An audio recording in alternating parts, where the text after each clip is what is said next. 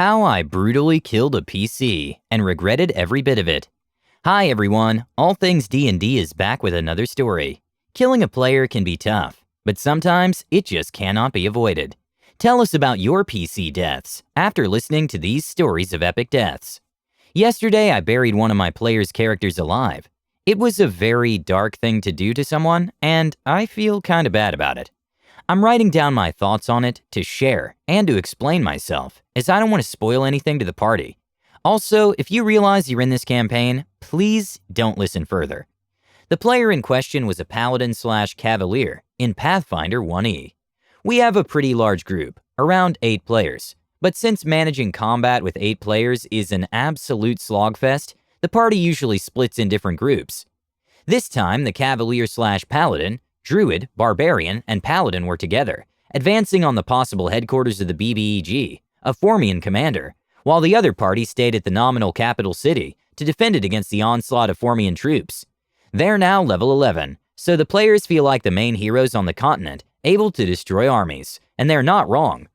The mountain druid had come across some giants, whom he convinced to go eastwards, towards the BBEG's supposed lair, to help them against the extraplanar threat. The giants walked faster than the party and reached the enemy lines before they could be helped by the party. They were subdued and mind-controlled by a fungus that grew around their heads. So the party arrives on the battlefield. They're standing on a cliff, overlooking the flat terrain that leads up to a plundered wizard tower. They think that the BBEG might be in that tower, and they think up a plan to approach it. It's 6 hours of walking at regular speed. The entire terrain from the cliff towards the tower has been blighted by the BBEG, who has a lot of druid levels on mythic proportions. This being an 8-player campaign on a continental scale. They're hesitant. They feel like it may be a trap. The Formians, giant ants basically, come into view scanning the cliff. Recently, the Cavalier has survived an ambush in which he lost a piece of his armor. The armor piece has since then been used by the BBEG to scry the party. The BBEG knows exactly where they are, but his main army is besieging the capital. Nevertheless, he wants them to come to him. They may realize this, but decide to go towards the tower at nighttime anyways. The Cavalier rides ahead, reaching the tower before the party. No shots are fired, no calls are going out. On top of the tower stands a single huge giant looking down.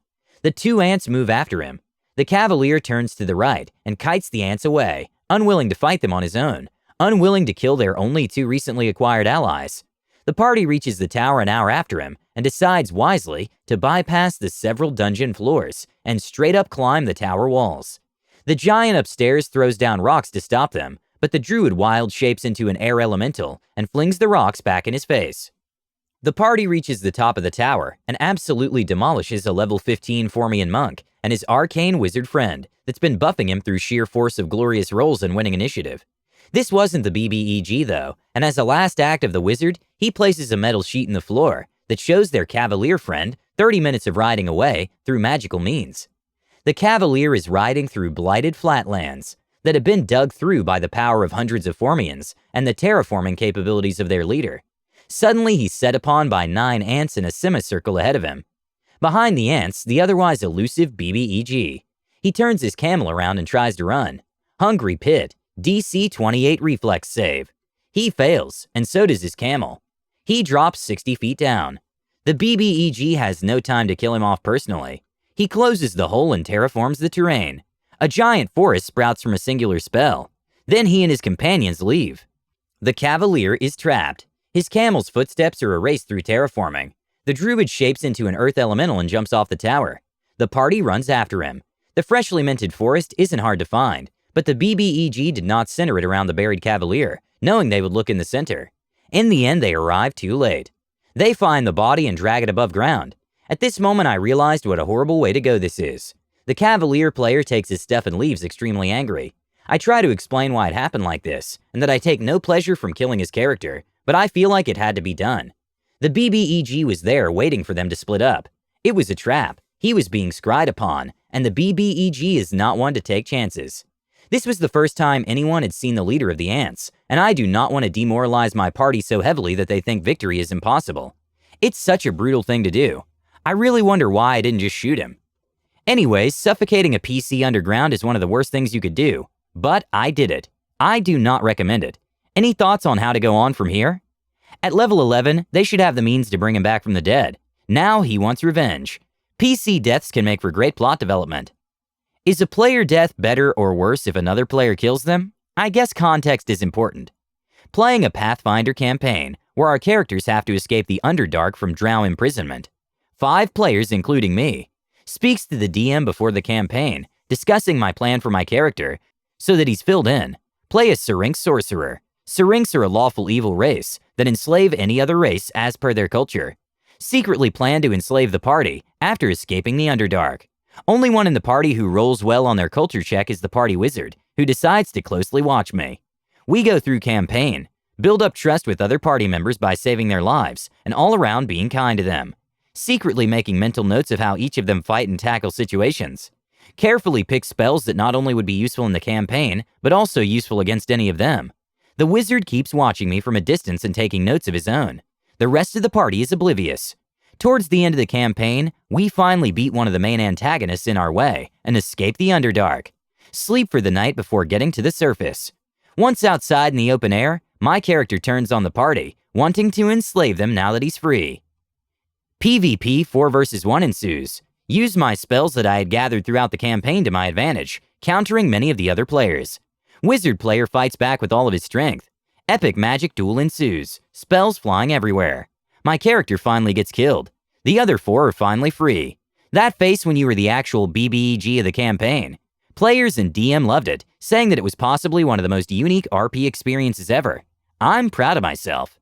A player being the BBEG can be an epic role-playing event. I think playing with terrible stats is only an opportunity for great roleplay and depressed characters. My friend wants to try GMing a new campaign, decides to run the Iron Gods module for Pathfinder word for word. Setting includes ancient robots and technology that crash from space into the fantasy world of Golarion. Roll up a tiefling alchemist named Malik. 6 charisma. I'm saying it mostly comes from incredibly low self-esteem.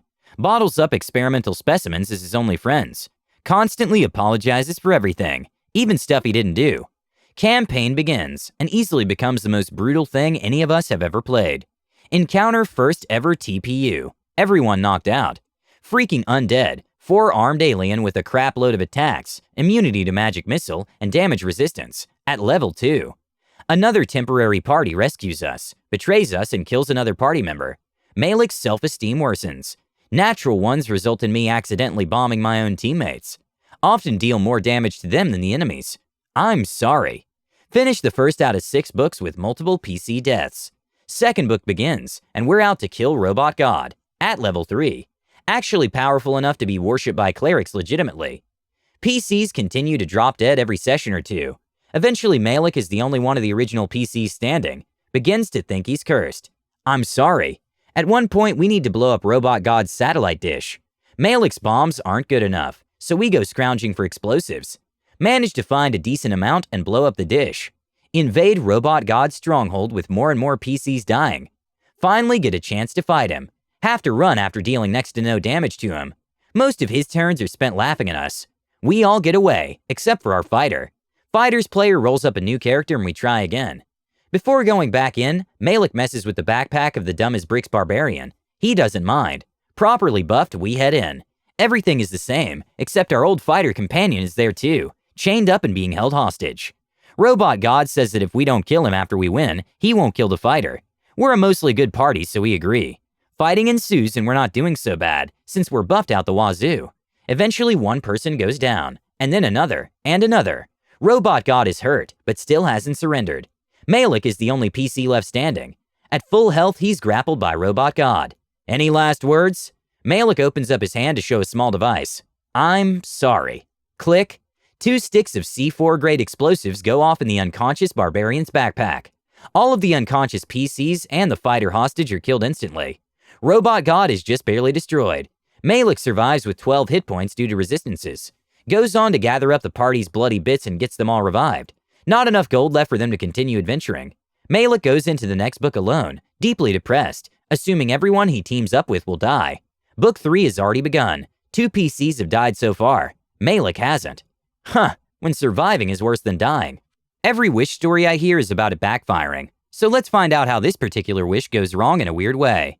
I'm a level 10 Cavalier fighter with a level 10 Artificer and a level 10 Ranger. The DM is running a homebrew steampunkish campaign with an untamed continent and factions scrambling over it. Apparently, the Mind Flayers had a strict hegemony over the island for millennia, and civilization just now decided to colonize it. We're hired by a corporation called Icarian, which promptly lands squads on it.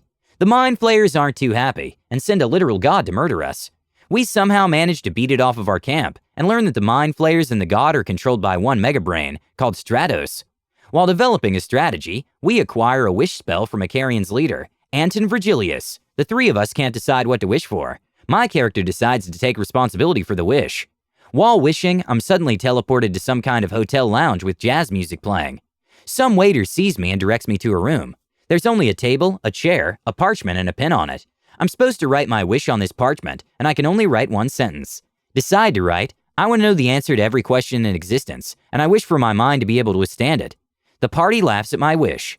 While laughing, I jokingly write my real name as a signature. I'm then transported back to where I originally started. Nothing happened. The whole party's confused.